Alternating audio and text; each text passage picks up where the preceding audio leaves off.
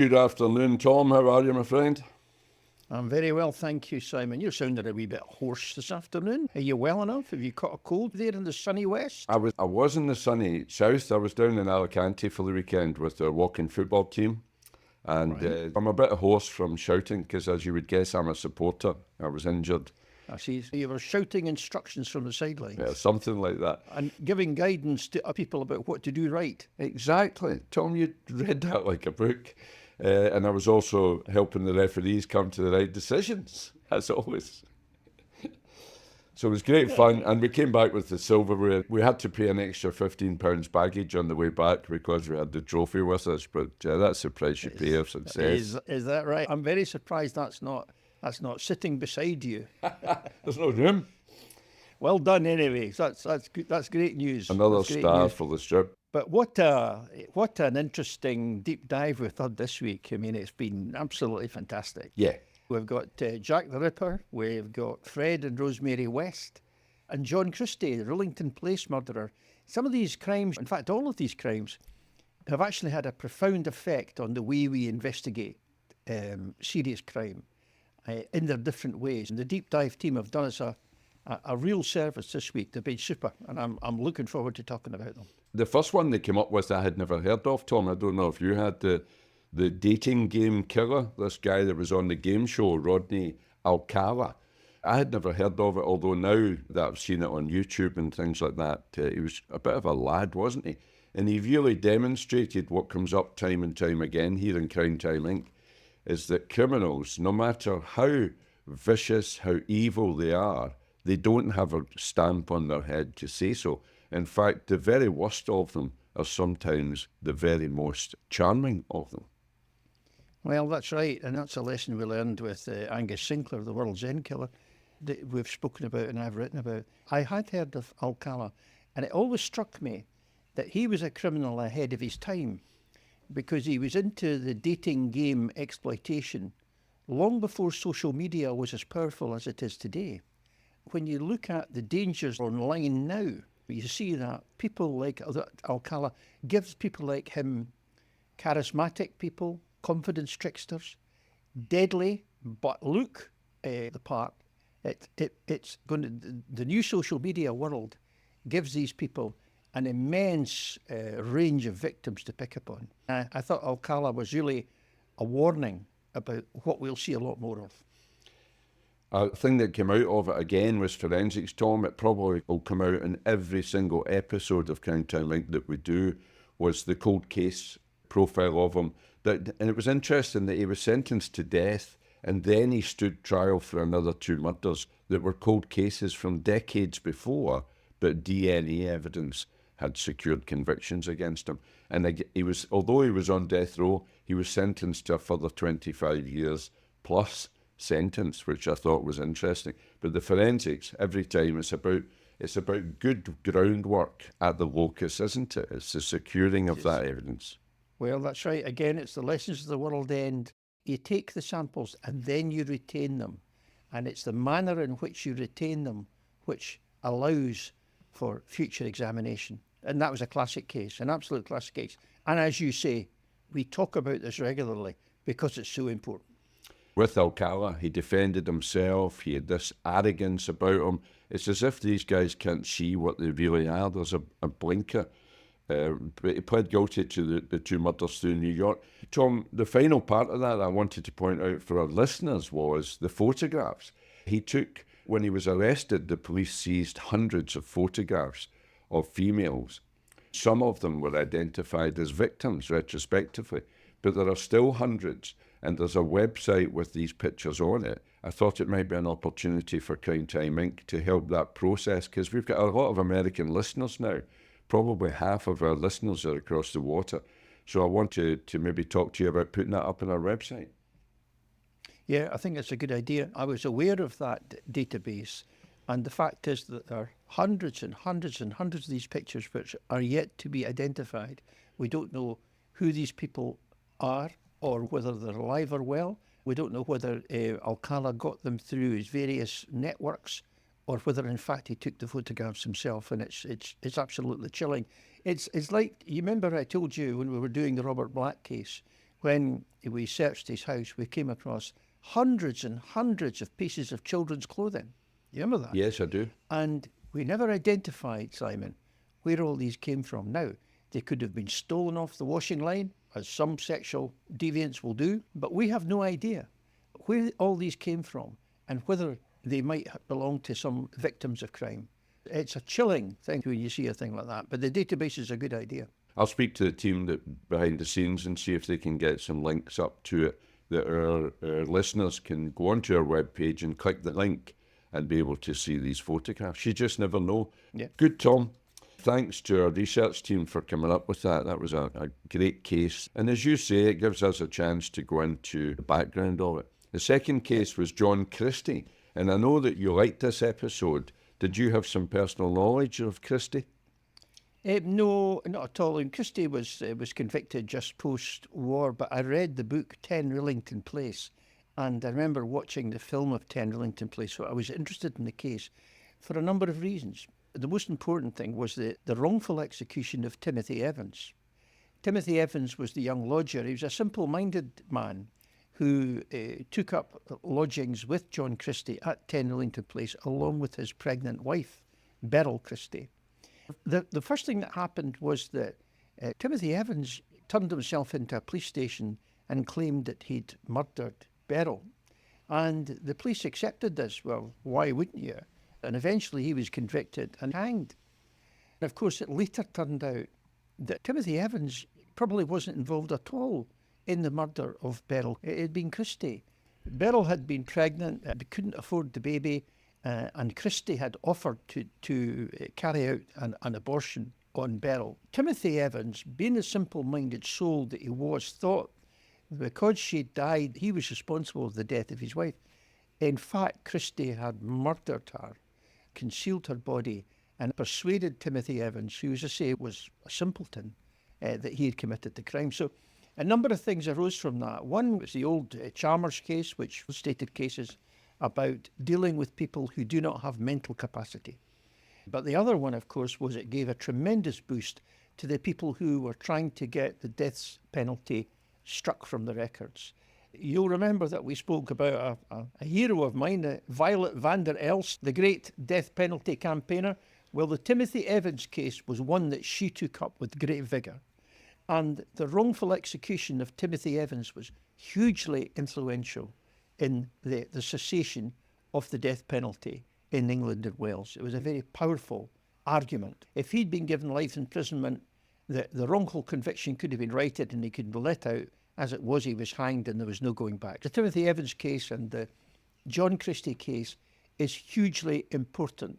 When Timothy Evans had confessed, the police just took it. They accepted John Christie's story because he'd been a special constable during the war. There was no due diligence done at all. Nobody actually challenged the hypothesis. Nobody said, hang on a minute, let's just make sure. Christie had buried the bodies under his kitchen wall. The house was stinking of putrefied corpses. It wouldn't have taken very much in the way of a search to find it out, but they didn't. There's a lot of learning from that case. Do you think even I might have solved that one if I'd walked into the house, Tom? Simon, I think you and your boys from the West could have solved that case. I really do. That's how obvious it was. That's how obvious it was. If you'd been on your day, and if your own personal hygiene had been a higher standard, you'd have been fine. You'd have been okay. Listen, there's no way I'm playing the straight man here, okay? Just get that right. Tom, I had an old DI who's no longer with us, Roddy, and he sat me down one day and I said to him, but these guys are lying. I want to do this and I want to do that. And he said, just because someone's lying doesn't mean that they're guilty. People lie for a variety of reasons. I've read that somewhere since from some famous judge. And the same thing works the other way around. People confess and admit things for a variety of reasons that we'll never be able to fathom. So a confession on its own is not enough to convict someone under Scots law. It has to be corroborated. It has to be stood up by the evidence round about it. So you can't just take a confession and hang someone. No, and of course, this is one of the great things about corroboration, and that's why I've written a lot about corroboration and the need to retain corroboration. There has been a move, fortunately it's now gone away, to remove corroboration in some rape cases, And I'm very pleased that they have decided not to go down that road, because that was surely going to end in miscarriage of justice. Just to finish up with John Christie, again, the underlying tone was the violence against women, and that domestic violence element feeds through a lot of these serious murder cases, Tom, and serial killers, as we would call them. Tom, something I don't think I've asked you, despite all the times that this comes up during our podcasts, is what your view is of capital punishment. I have not seen any evidence that capital punishment works as a deterrent. The vast majority of crimes are carried out spontaneously, and I've not yet seen compelling evidence that would prevent crime. So, all right, so if it doesn't prevent crime, then what is it there to do? Obviously it would be the cheaper of the options, because it means an awful lot of people spending long times in imprisonment now, 40, 50 years, at enormous cost. But come on, we're a civilised society. I think we've moved on from capital punishment. I don't think we're ever going to go back anyway. For me, it's an outdated argument, and I don't see any benefit from it.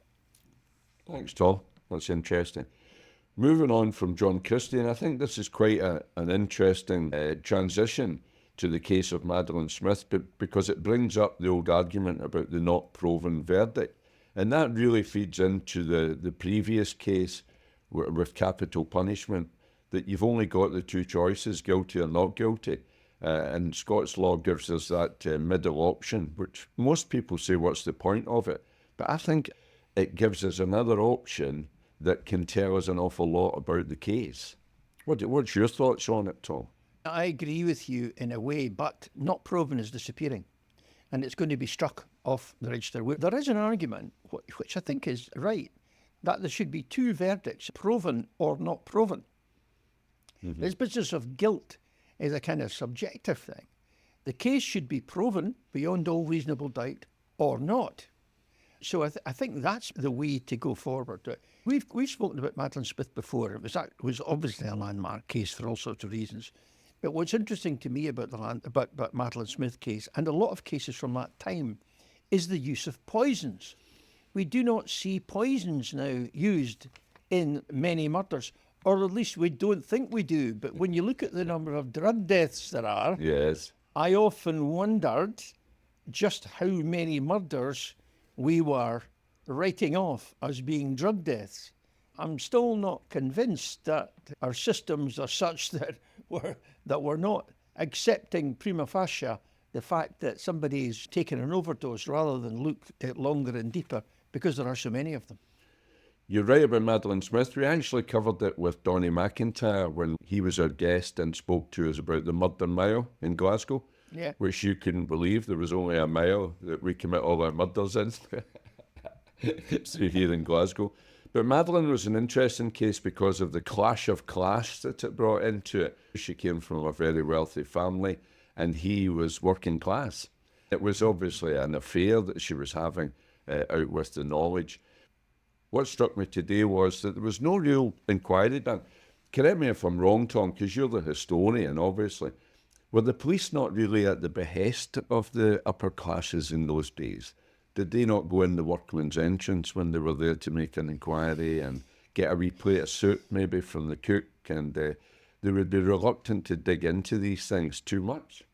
Well, I suppose there was an element of that. Although, when you look at some of the other notable cases, the Birkenhead is a very good example, where the detectives went straight to the door and searched the house of one of the most eminent surgeons in the city of Edinburgh to recover body parts. There's conflicting evidence, but I think we were a much more class-ridden society than we are today. And so I think a view would be taken about, here's this middle-class lady living very well, how could she possibly descend to this sort of criminal activity? My view on looking at the case is she was lucky to get away with it. She was very lucky to get it not proven. Well, maybe another way of looking at it, because of her status and her family and the money that her family had access to, the not proven verdict, the bar is maybe a bit lower in those cases for someone working class off the streets or unemployed or whatever it might be. The bar would be lower for a guilty plea And the not proven verdict was a bit of a get-out cause there. Well, I think there's no doubt that she and her family would be able to afford the very best of defence advocates. There's no question about that. I don't think there's any evidence to suggest that the whole of the judicial system is smeared by that. I just think there was sufficient doubt, although when you look at the evidence, I mean, she went out and bought the poison. It was pretty conclusive. You and your evidence, Tom, you always insist on this evidence. This is a new thing to me, remember. I know that, Simon, I know. And I know it's late in the day for you. I understand that. But really, it's the way to go. Or we would get our research team to have a wee look at this evidence thing for me. And Madeline Smith, yeah, and the murder mile. So it was different times, much more up to date and within our time, if you like, is the incredible story of Fred and Rose West.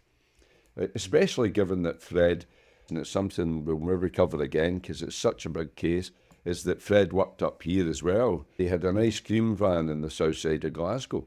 There's lots of stories in missing persons in the west of Scotland that Fred might have. We'll never know now, of course, because he took his own life. Did you have much to do with the West inquiry or anything like that? Tom, did it ever cross your desk?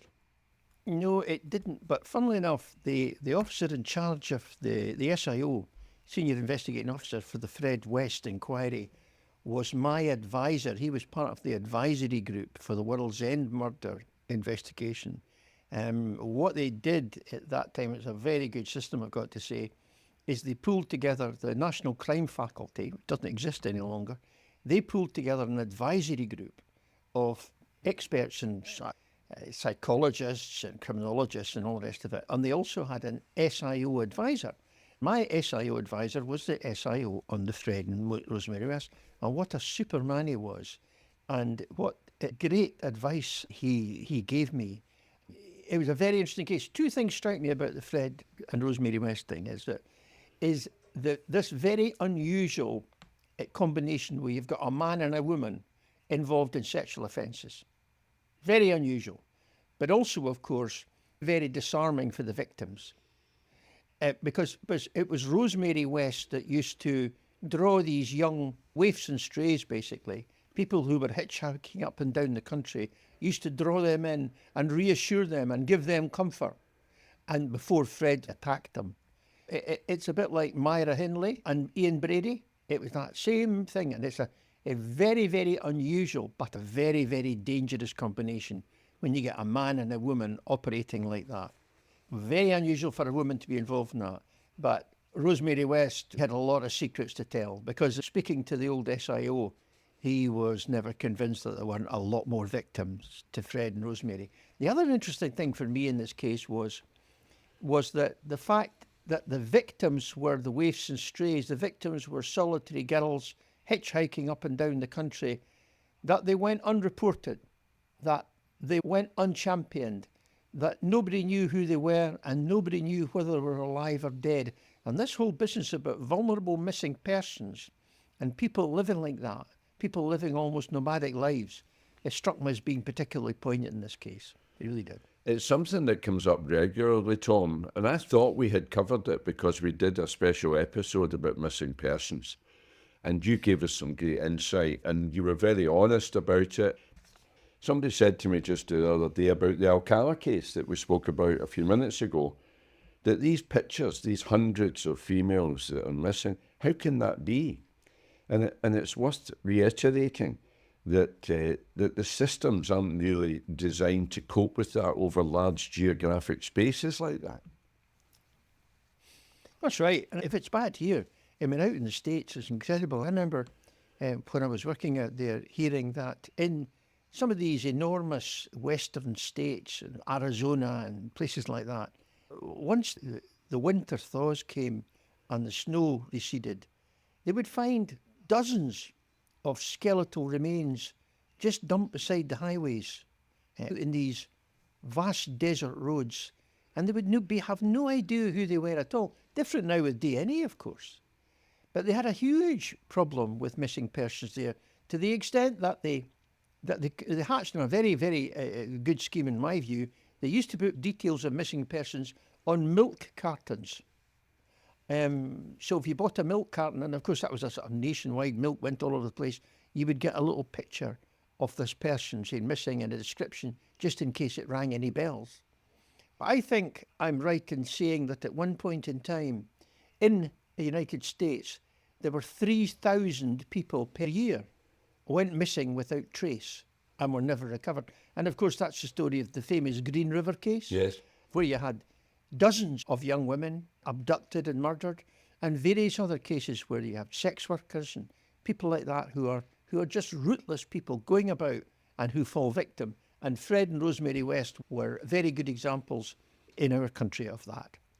They also murdered their own daughter, or was it Fred's daughter? Her stepdaughter, Rose's stepdaughter, that they murdered as well.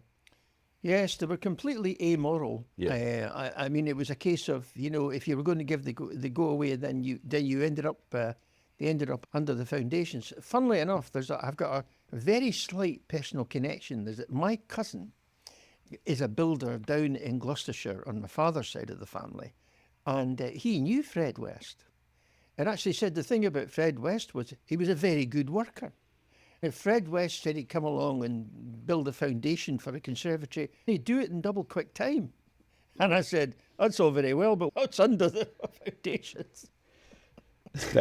Something that's just struck me, Tom, you told us a personal story about a death that you went to where a kiddie had fallen into a pond. Yeah. And you told us that when you learned you were going to be a grandfather for the first time, you had your pond filled in the garden. That's right. Instantly. Is this starting to ring any bells anywhere? Well, that's right.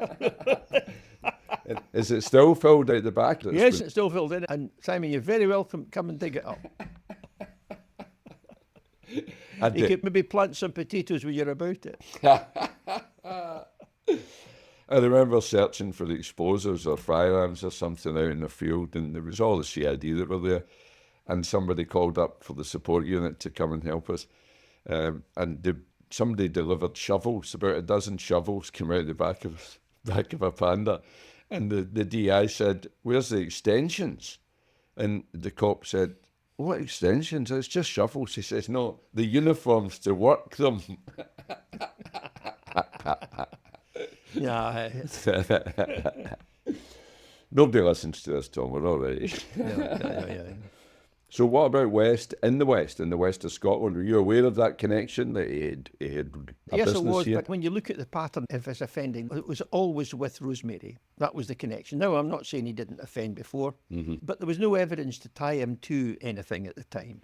And I'm sure work was done on that, because Fred and Rosemary West were thoroughly investigated. There are still dozens of missing persons, and sometimes some of these young people have never been reported missing because nobody cared enough about them to actually check up whether they were living or dead. It's tragic. The way we deal with missing persons now is an awful lot better. We've got a missing persons register, and there's criterion for vulnerable missing persons, etc., etc. But in our day, frankly, it was a bit ramshackle. And at the end of the day, no matter how good our systems are, no matter how good the database, it relies on people reporting these things. It relies on information coming in the first place. That's right. What would you say to someone who lived on a street and hadn't seen someone for a while, or was worried? Get in touch with the police. There's no problem, is there? No, you absolutely get in touch with the police. I mean, there's been some tragedies. We had a tragedy here a couple of years ago in a flat in the middle of Edinburgh, a tenement, where an old lady had lain dead for something like 2 or 3 years. Her pension kept getting paid into her bank account, and her standing orders kept getting paid, so her electricity was paid, and her taxes were paid. The rest of the stair were mainly rental flats, young people coming and going, and there was nobody to knock on the door, nobody to report that old Mrs. Smith hadn't been seen. That's a tragedy and a very poor reflection on our society today, in my view. Every street needs a couple of curtain twitchers, Tom. Are you the curtain twitcher in your street? No, I'm not, but I agree with you. Where I was brought up in Stockbridge in Edinburgh, there was a lady who spent all her time just looking out the window. Mrs. Beattie she was, and she had a cushion on the windowsill, and she just sat there day and night looking out the window, and she saw everything.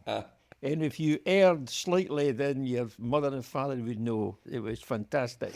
And of course, these people we were talking about these people who were contacts of the police, who were police informants but didn't know they were. Yeah. They were actually just folk in the neighbourhood who kept a sharp eye. Yeah. But if there's anything going on in our street, old Mrs. Beattie knew about it, you can guarantee. They were pre-CCTV. Absolutely, and all the better for it. And Neighbourhood Watch and all that jazz. And there were always a wealth of knowledge. That was your first port of call in any door-to-door inquiry, wasn't it? You had to listen to all the other stuff as well, everybody's business, because she knew everybody's business. Yeah, yeah. Tom, just to finish up with Fred West, again, there's this background of a big family. I think he was one of 8. I think he was abused, all the usual traits and violence against women. He was done for assault when he was a youngster. So all the traits are there, aren't they? Yep, all the traits are there, but before they become relevant, you've got to catch them. Yeah. So, on to a case more. This is more your time than mine, the Whitechapel murders. Well, the Whitechapel murders, the original Jack the Ripper, in my view, have defined so much to do with the media perception and the public perception of serial killers. The Whitechapel murders were not the first, of course, because exactly 60 years before the Whitechapel murders were the Burke and Hare killings that were the first serial killings of the 19th century, which we've discussed at length. Yep. But the difference was in Whitechapel, the print media was absolutely at its zenith. There were newspapers putting out daily news sheets full of lurid stories about the victims of Jack the Ripper, the Whitechapel murderer. Now, there's a couple of interesting things about it. The other thing is that the systems developed for investigating the Whitechapel murder actually prevailed right through to our time, because I've actually seen in the Black Museum at Scotland Yard the card index system they used to administer the search for the Whitechapel murderer, and it's very little different from the card index systems that you and I use, Simon. 100 years later, you would recognise it. Wow.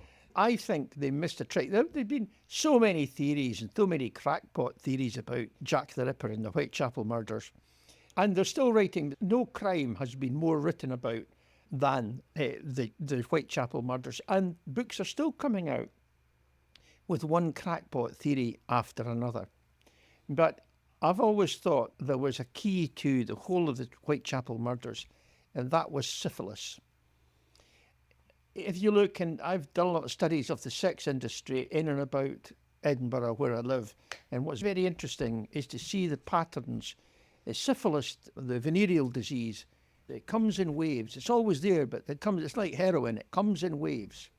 And there was a very serious outbreak in the mid to late 1800s. And it struck me as very relevant that a lot of the victims had been badly mutilated in and around their sexual parts. And I think this was good possibility. This was a man who was suffering from syphilis, probably suffering very badly from it, who was trying to take his revenge against the people who he thought he caught it from. Because, of course, as usual, it was the sex workers who took the blame. It was they who were always scapegoated for the spread of syphilis, even though it takes two to tango. They always took the blame. And I think there's a line there which I don't think certainly wasn't investigated thoroughly at the time, and I think still has some resonances. Like we spoke about Bible John in the past, and you've got strong feelings about that we were dragged down the wrong road. The police were dragged down the wrong road by the media who led the inquiry, and the whole Bible John mythology that came out of that. Do you think there's a wee bit of that going on here? Do you think the 5 victims that are accredited to Jack the Ripper were his victims? Because the last one didn't really fit the profile, did she? She was much younger. I don't think they were. I think probably they were, but you can't ignore the possibility of copycats, given the amount of publicity it was given to the Whitechapel Ripper. And funny thing is, it still defines us today, because if you want to paint a picture of the archetypal serial killer then it's always in misty and foggy London where horses and carriages are going about. It's embedded in our national psyche, the Whitechapel murders, because of the role of the media. And I did feel a bit sorry for the police in this. With their limited resources, they did their very best.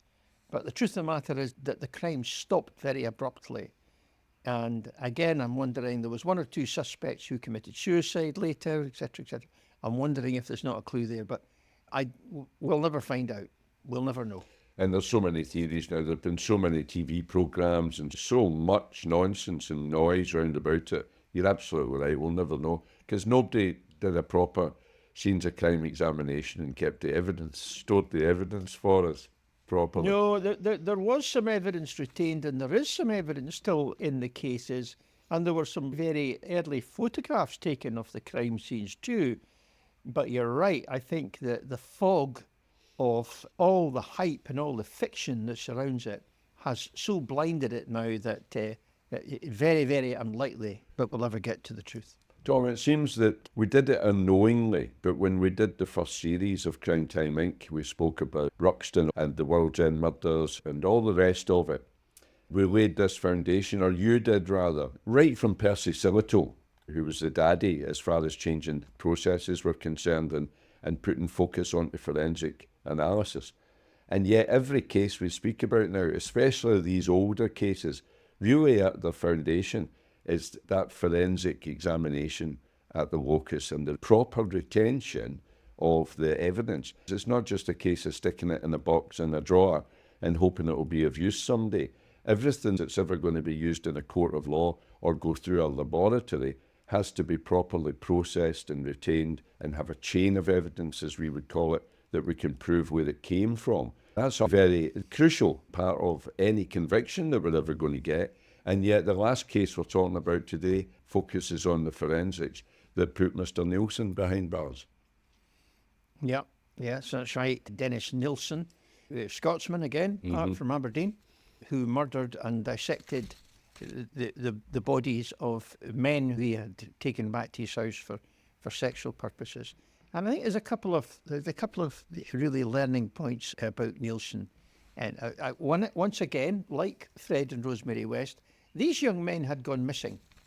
But because they were young gay men out on the scene, they weren't given much credence. They were not seen to be worthy victims, in my view. They were not treated as seriously as they should have been. But the other learning point from that case, and we've discussed it before, it's a lot easier to murder someone than it is to dispose of their body. We see this time and time again where people commit murders, but actually disposing of the body satisfactorily or secretly is very, very difficult indeed. A body is very difficult to get rid of. And of course, the classic case of this is the Ruxton case, where you have a very, very clever man who carries through a very good clean-up exercise and carries it off for a time. Even he's caught out in trying to dispose of the bodies. And in Nilsen's case, well, he chops them up and puts them down the drains without trying to give hints and tips to people at carrying out serious crime. The drains are always a wealth of forensic evidence in cases like this. There was nothing clever, nothing subtle to Nilsen's murders. They were brutal killings for sexual reasons. He was a despicable person. What was interesting was the fact that none of these lads had been reported missing. They were all just ignored.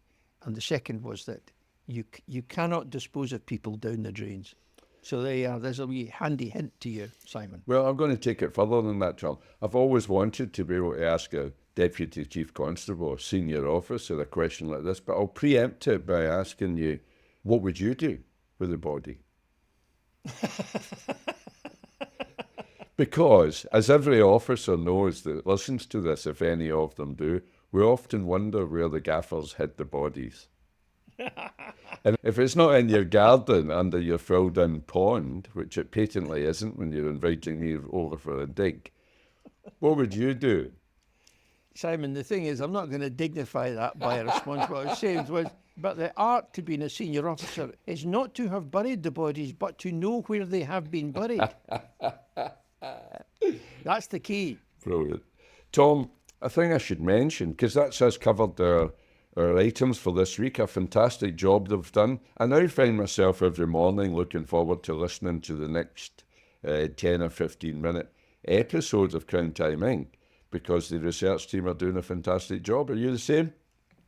Absolutely. I'm very impressed with the deep dive team. They give you so much food for thought. And they revisit old cases and you think, oh, I remember that. And then you see something in it and it rings a bell and you say, aha, there are recurring themes. Yeah. The retention and preservation of evidence and the recognition of the worth of evidence. It's not just having the evidence, it's the interpretation. The interpretation. And I think that's what you do so well, Tom, is give us that social context. I was reading The Scotsman this week. I hope you don't mind me mentioning that you have an article in The Scotsman, a regular feature. And this week it was headed, "The police are busy enough without investigating the dead." You want to tell us a bit about that, Tom? It's a very interesting article. It's just the fact that recently there have been new allegations made against the now departed ex-First Minister of Scotland, Alex Salmond, who was accused and found not guilty of various sexual crimes a while ago, a few years ago. My point, Simon, is that Police Scotland are under incredible pressure right now. Incredible. There has been £1 billion, and I repeat, £1 billion has been stripped out of policing in the last 10 years or so. The patrol profile on the streets is very, very thin. There's many rural parts of Scotland that hardly see a policeman, let alone know a policeman to speak to. I feel sorry for my successors in Police Scotland because they've got to spread it so thin. And my point was this, that we have become far too committed to a lot of political investigations into allegations made about this one and that one for crimes. And there is no purpose whatsoever in investigating allegations made about somebody who's dead. Assuming that there is no living suspect, then this is a waste of time. And I think we've got to get, and Police Scotland have got to get a lot tougher and say, no, we're not going to pander to this modern whim, and we're not going to be vehicles for these kind of post-mortem allegations. We've actually got enough to do investigating the living. Tom, I couldn't agree more, by the way. It seems that some of these, if not most of these inquiries, and I'm not going to get specific about it, but they're driven by a compensation culture. One person says something and then people jump on the bandwagon. The person's dead, so there's no hope of a criminal prosecution. There might well be some civil case there in future, but that's for them to pursue through the criminal courts. It doesn't need a police investigation to stand up that civil case. No, it's through the civil courts, and you're absolutely right. I think there's a mixture of that. I think some people genuinely feel that they want to say their piece. There's an awful lot of people want to have their say, but you've got to ask yourself, why have they left it so late? I mean, this thing's been going on for years. Why come forward now? And if they are making a political point or jumping on the bandwagon, then I think we've got to make sure that the police service, which is resourced by us, it's our police service, we pay for the police service, that they're not being distracted from more important matters where you can actually get a result. And there's no way, regardless of the evidence, that they can do anything now against the suspect who is long dead. Very interesting, Tom. And that's part of, is it a weekly or a monthly article that you do for the Scots? Fortnightly. Every second Tuesday, I write for the Scotsman. And it's very interesting, and I got a lot of very interesting feedback, both positive and negative. So it's very interesting. Well, that's what it's about, isn't it? Opening up the debate and getting different points of view in different aspects. People say to me, oh, Tom, I saw your article. I didn't agree with you. I say, good. I'm glad you didn't agree with me, because I didn't write it for everybody to agree with me. That's interesting, Tom. And if it's not already there, then it will very shortly be on our website, along with most of your other blog postings for the Scotsman over the years on all different types of subjects and whatnot. And it's always interesting to hear your view, as you say, to open the debate. I could also mention that I've started a monthly article for the National, Tom. As you well know, because I stole your story, your Sheila Anderson story, this month. Yeah, I'm not bitter about that, Simon, but I'm going to take my opportunity and try steal one of your stories. Just watch out, boy. Just watch out. You might get the blame then, remember. Got to watch it. And Tom, we've got a bonus for our listeners today, because not only have we got our review that we've just done of the 6 episodes on our daily Crime Time Inc. episodes, we've also got some interviews in the can. And I told you today that we've got an interview coming up with the head of the Violence Reduction Unit for Police Scotland. Our listeners can be assured that we're still going to be out there speaking to people of interest, all about crime and everything related to policing. But this week we've got an interview I did with a woman in Canada who, through really gross ill health, started using cannabis some 25 years ago and became one of the leading lights in the campaign in Canada to have cannabis legalised, which was a successful campaign. 6 or 7 years ago, they moved down that road of decriminalisation. So it's a re-interview with her. She's very passionate about it. She still doesn't keep well, but she swears by the medicinal benefits of cannabis. And of course, it's now accepted here that it does have those medicinal benefits, prescribable here in the UK. So I think you've heard that. Have you got any views on that, Tom, and what she's talking about? Yeah, I did hear it. I found it very interesting. And there's no doubt that cannabinoids and cannabis have medical properties. And of course, that's been recognised for some time here, because cannabis can be prescribed here. And that's been the case for some time. But that's not the same as saying that all cannabis should be legalised. I didn't accept the argument she was making. I think there's a lot more debate to be had. It's not just as simple as saying, because for some people with MS and other type diseases, cannabis is beneficial, therefore all cannabis is beneficial to all people. I don't think that follows through, and I'd very much enjoy the next time we speak to her, because you're right, she's a passionate and compelling speaker. I'd like to argue that through a bit with her, because they're having huge problems with drugs in Canada, particularly in the Vancouver area. And there's also this association, which is now very strong in terms of evidence, with the use of strong cannabis and psychosis and serious mental health issues, particularly for young people who are taking strong cannabis. I'm talking about skunk cannabis now, and alcohol mixes. I remember some years ago speaking to a Dutch drugs expert, and the Dutch were always a wee bit ahead of us, I always felt. They were just an age ahead of us in policy development. And I said, what are your big issues? Is it cocaine? Is it heroin? And they said, no, it's not our big problem. I said, our big problem for the future is young people, very young people in their early teens, starting to use strong cannabis and alcohol mixed. And we worry that this is a ticking time bomb in terms of long-term mental health. I found that very interesting. They weren't talking about heroin or opiates. They weren't talking about cocaine or other stimulants. They were actually talking about strong cannabis and alcohol mix and the long-term effects that would have on people's mental health. I found that very interesting. Good, Tom. I think it'll be worthwhile listening to it. And of course, it's what we always say, it would be perfect for some of our listeners to let us know their thoughts, because it's about debate, it's about discussion, it's about bringing personal knowledge to the table. It's about us all putting our heads together, because we all want the same thing. It's how we go about it that's important. Tom, I'll leave you for just now. We'll have a listen. I'm looking forward already to this week's episode. Yeah, so am I. And I think you raise an interesting point, Nick. Can I just say to our listeners, if you don't agree with Simon, for goodness sake, phone in. Don't feel out of it, because I don't agree with him. I'm thinking of asking our team to come up with 2 a day. So without further ado, here is that interview I had with Linda Myrsden, who I'd never met, but I'm sure you'll find it very interesting.